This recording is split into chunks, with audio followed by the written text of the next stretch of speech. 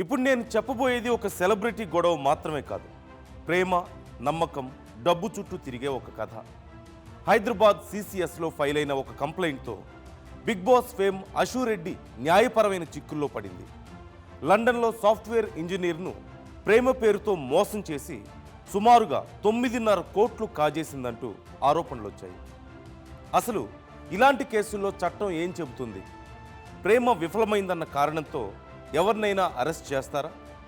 ఇలాంటి కేసుల్లో నిజంగా శిక్ష పడుతుందా? Let's take a look. Police reports ప్రకారం కొన్నాళ్ల నుంచి ధర్మేంద్ర, అశు రెడ్డి రిలేషన్లో ఉన్నారు. పెళ్లి చేసుకుంటారని ధర్మేంద్రకు ప్రామిస్ చేసింది అశు రెడ్డి. ఈ మొత్తం పరిచయంలో ధర్మేంద్ర నుంచి పెద్ద మొత్తంలో డబ్బు, బంగారం, కార్లు, ఆఖరికి స్థిరాస్తులు సైతం కొనుగోలు చేసిందంటూ బాధితుడి తండ్రి ఆరోపిస్తున్నాడు.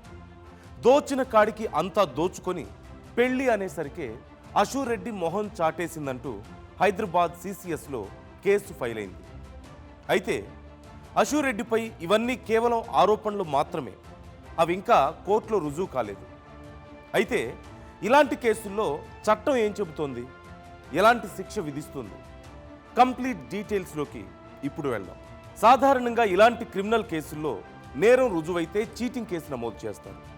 మోసం చేసి ఒకరి నుంచి ఆస్తులు తీసుకుంటే బిఎన్ఎస్ 318 ప్రకారం 7 ఏళ్ల ఖైదు పడే అవకాశం ఉంటుంది. దీని ప్రకారం బర్డెన్ ఆఫ్ ప్రూఫ్ ఉంటుంది. అంటే అక్యూజ్డ్కి మొదటి నుంచి మోసం చేయాలనే ఉద్దేశం ఉందని పోలీసులు కోర్టుకు నిరూపించాల్సి ఉంటుంది. అప్పుడే శిక్ష ఖరారవుతుంది. అంతేకాని ఇచ్చిన మాట తప్పినంత మాత్రాన శిక్ష పడదని లా ఎక్స్పర్ట్స్ అంటున్నారు. నమ్మక ద్రోహం చేసినందుకు బిఎన్ఎస్ 316 ప్రకారం శిక్ష పడే అవకాశాలున్నాయి. నమ్మకంతో ఇచ్చిన డబ్బుని, వస్తువుని దుర్వినియోగం చేసినప్పుడు బిఎన్ఎస్ 316 వర్తిస్తుంది. ఇలాంటి కేసుల్లో 3 ఏళ్ల శిక్ష లేదా జరిమానా విధిస్తారు. కొన్నిసార్లు రెండూ వర్తిస్తాయి. కొందరు సమూహంగా ఏర్పడి విక్టింపై కుట్ర పన్నితే బిఎన్ఎస్ 61 ప్రకారం అందరూ శిక్షార్హులవుతారు. ఈ సెక్షన్ ప్రకారం ఏడాది జైలు లేదా జరిమానా విధించే అవకాశం ఉంది. కొన్ని సందర్భాల్లో రెండూ విధించే ఛాన్సెస్ ఉన్నాయి.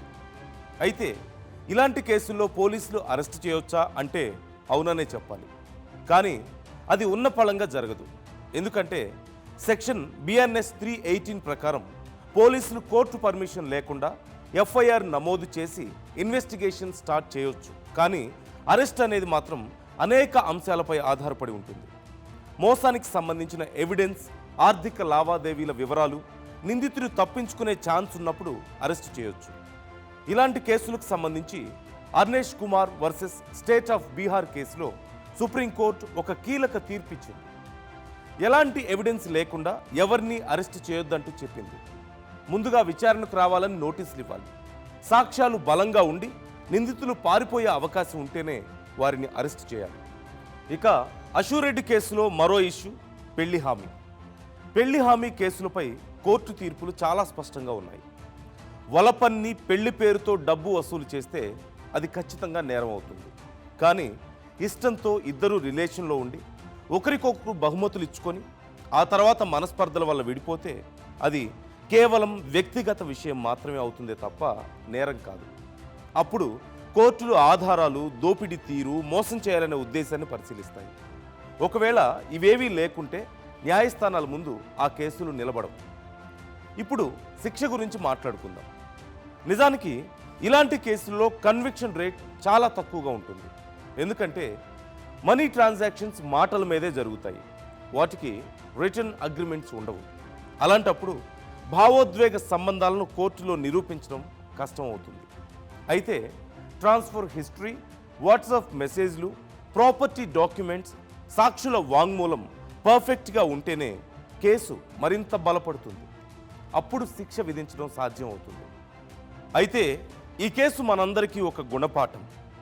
రిలేషన్షిప్స్లో ఫినాన్షియల్ వ్యవహారాలపై చాలా కేర్ఫుల్గా ఉండాలి. అవతలి వ్యక్తితో మనం ప్రేమలో మునిగి తేలుతున్నా పెద్ద మొత్తంలో డబ్బు ఇచ్చేటప్పుడు మాత్రం కాస్త స్పృహతో మెలగాలి. మనుషుల్ని నమ్మడం తప్పు కాదు, కానీ ఎవరికీ ప్రూఫ్స్ లేకుండా డబ్బు ఇవ్వద్దు. ప్రేమించడం తప్పు కాదు, మోసపోకుండా జాగ్రత్త పడాలి. ఎందుకంటే గుడ్డిగా తీసుకునే నిర్ణయాలను ఎమోషన్స్తో మిక్స్ చేయడం చాలా తప్పు. ప్రస్తుతం అశూర్ రెడ్డి కేసు విచారణ దశలోనే ఉంది. ఇప్పటి వరకు ఎవరిని దోషిగా ప్రకటించలేదు కోర్టు. విచారణ మరింత లోతుగా జరగాల్సి ఉంది. నిజాలు నిర్ధారణ కావాల్సి ఉంది. నేరం రుజువయ్యే వరకు ఈ కేసులో దోషి అనే పదానికి తావులేదు.